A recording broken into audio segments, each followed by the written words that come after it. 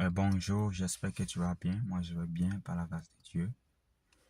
Aujourd'hui, j'aimerais parler sur les retours de Jésus-Christ. Il est important, vraiment, il est important que j'en parle. Euh, donc, je vais commencer par lire un verset, mais tout d'abord, je vais d'abord prier. Père éternel, Dieu des armées, merci Seigneur. Père, je ne suis pas capable, Père. Je veux que, Père, tu m'utilises comme ton instrument, Père.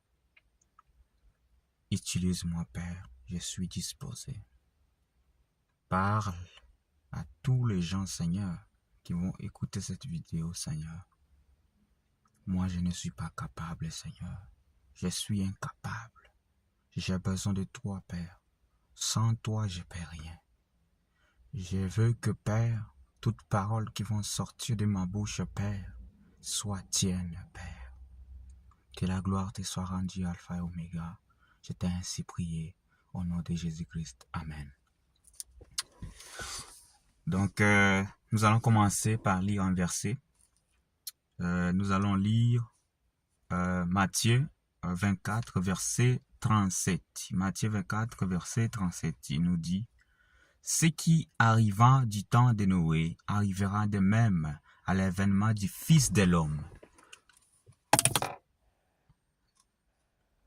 Ce qui arriva du temps de Noé arriva de même à l'avènement du Fils de l'homme.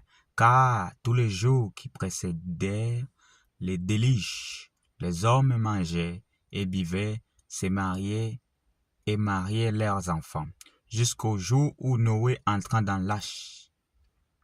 Et il ne se doutait de rien, jusqu'à ce que le déluge vint et les emportait tous. Il en sera de même à l'avènement du Fils de l'homme.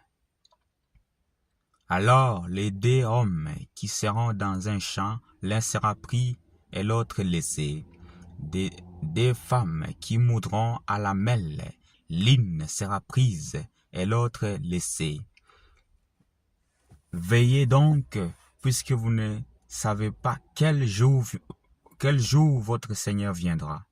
Sache-le bien, si les maîtres de la maison savaient à quelle heure veiller de la nuit, les voleurs doivent venir, ils veilleraient et ne laisserez pas percer sa maison.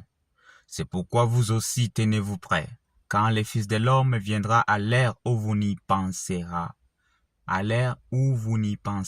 pas. Donc, je pense que la parole de Dieu est claire là-dessus. Jésus-Christ va venir. En fait, son retour sera soudain et inattendu. Donc voilà pourquoi nous devons toujours nous préparer. Nous devons toujours vivre dans la sainteté, dans la sanctification. Dans la sanctification. Jésus-Christ revient bientôt, mon frère et ma sœur. Toi qui m'écoutes, Jésus revient bientôt. Si tu es éloigné de Dieu, reviens. Reviens. La Bible dit que après la mort, c'est le jugement. Après la mort, c'est le jugement. Il est réservé de mourir une seule fois à un homme. Après quoi vient le jugement? C'est ce que la Bible nous dit. Donc, si tu meurs aujourd'hui, mon frère et ma sœur, si tu meurs aujourd'hui et tu n'as pas accepté Jésus en tant que ton sauveur et Seigneur, tu iras en enfer. C'est ça, c'est la vérité. Tu iras en enfer. Il y aura pas une autre solution. Mais pendant que tu es en vie, c'est là où tu as le temps de donner ta vie à Jésus-Christ. Mais si tu meurs aujourd'hui sans Jésus, tu as perdu, mon frère. Donc, tu as le temps. Si tu es en vie aujourd'hui, tu as le temps, mon frère. Donc, donne ta vie à Jésus avant qu'il ne soit pas trop tard. La mort peut te s'y prendre à tout moment. La mort peut te s'y prendre à tout moment. Moi et toi, nous ne savons même pas les jours où nous allons mourir. Moi qui te parle, je ne sais pas. Je ne sais pas quand je vais mourir. Mais une chose est sûre que je sais, si je meurs aujourd'hui, j'irai pas en enfer. J'irai pas en enfer. Car j'ai donné ma vie à Jésus-Christ. Il est mon sauveur et mon Seigneur. La Bible dit dans Jean 13, dans Jean 3,16 plutôt, dans Jean 3,16, car Dieu a tant aimé le monde qu'il a donné son Fils unique afin que quiconque croit en lui ne périsse point, mais qui ait la vie éternelle.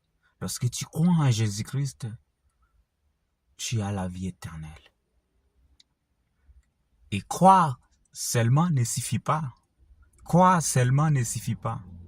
Il faut connaître en qui tu crois. Et comment tu vas le connaître? C'est en lisant la Bible. En lisant la Bible.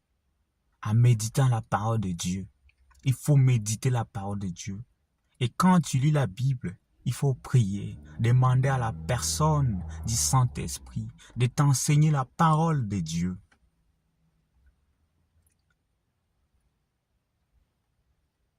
Le Saint-Esprit va t'enseigner la parole de Dieu. Le Saint-Esprit va te faire comprendre la parole de Dieu. Car avec notre connaissance humaine, nous ne pouvons pas comprendre la parole de Dieu. Nous ne pouvons pas. Nous allons lire, mais on ne va rien comprendre. Mais quand on a le Saint-Esprit plutôt, va nous enseigner la parole de Dieu et à nous faire comprendre la parole de Dieu, la pensée de Dieu. Donc, tu ne peux pas connaître Dieu sans lire la Bible. Il est impossible que tu connaisses Dieu sans lire la parole de Dieu. Il faut lire la parole de Dieu. Et aussi, nous devons évangéliser. Jésus revient bientôt. Jésus revient bientôt. Nous sommes déjà sauvés. Et qu'en est-il des autres? Qu'en est-il des gens qui ne connaissent même pas encore Dieu? Qui ne connaissent même pas encore Dieu? Qu'en est-il d'eux? Qu'en est-il des autres qui ne connaissent pas Dieu? Donc il faut qu'on parle de Dieu. Il faut qu'on évangélise. Nous devons évangéliser. Nous devons évangéliser. Nous devons évangéliser. Nous devons évangéliser. Il est important vraiment qu'on évangélise. Il est important qu'on évangélise. Parle à ta famille de Jésus. Parle à ta famille, à ton frère, à ta maman, à ta sœur, à tes amis. Parle de Jésus. Dis-leur que Jésus-Christ est mort à la croix pour leurs péchés. Il est mort à la croix pour leurs péchés.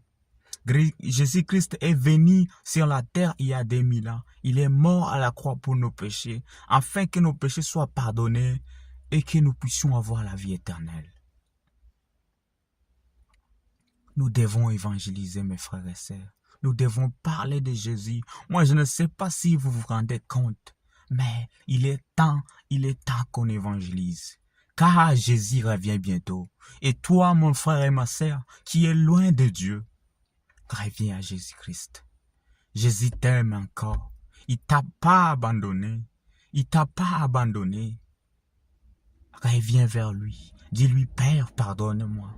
Pardonne-moi. Si tu te répands sincèrement, il va te pardonner et arrêter ce péché qui t'éloigne de Dieu. Vous savez, le péché nous éloigne de Dieu. Le péché nous éloigne de Dieu. Les péchés nous éloignent de Dieu. Nous devons nous séparer de tout ce qui nous éloigne de Dieu. Nous devons nous séparer de ça. Nous devons évangéliser. Nous devons évangéliser. Nous ne devons pas avoir peur d'évangéliser. Comment se fait-il un chrétien a peur d'évangéliser? Comment se fait-il? Et aussi, Nous, les chrétiens, nous avons un problème. Nous ne lisons pas la Bible. Et comment tu vas évangéliser sans connaître la parole de Dieu? Il est impossible que tu évangélises sans connaître la parole de Dieu. Il faut connaître la parole de Dieu. Hein? Quelqu'un qui évangélise doit connaître les versets d'évangélisation. Comme Jean 3, 16. Car Dieu a tant aimé le monde qu'il a donné son Fils unique afin que quiconque croit en lui ne périsse point mais qui ait la vie éternelle. Si on lit Romains 10, verset 13, il est écrit « Quiconque invoquera le nom du Seigneur sera sauvé ». Il y a beaucoup de versets, il y a beaucoup. Nous devons lire la Bible, nous devons vraiment apprendre à lire la Bible. Avec le Saint-Esprit aussi, le Saint-Esprit va nous aider à lire la parole de Dieu, à méditer la parole de Dieu. Nous devons nous attacher à Dieu. Ne laissons rien nous séparer de Dieu. Ne laissons rien nous séparer de Dieu. Jésus-Christ est le chemin, la vérité et la vie. Et Jésus revient bientôt. Tiens bon, tenons bon, tenons bon.